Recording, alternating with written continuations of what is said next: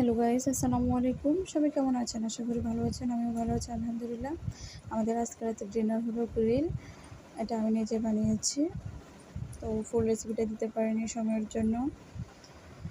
আর সাথে দুটা, একটা হচ্ছে মেয়োনিজ, একটা সস। সসটা হচ্ছে গ্রিল থেকে যে মশলাটা ছিল এটা দিয়ে সসটা রেডি করছি। মেয়োনিজটা ডিম ছাড়াই রেডি করছি। আর লুচি। আপনারা কার কার গ্রিল খেতে পছন্দ জানাবেন।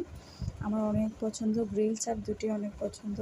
তো আগে অনেক বাইরে খেতাম, এখন বাইরে খাওয়া বন্ধ করে দিচ্ছি।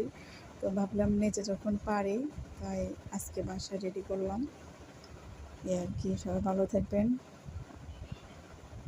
Good night. আল্লাহ হাফিজ। আসসালামু আলাইকুম।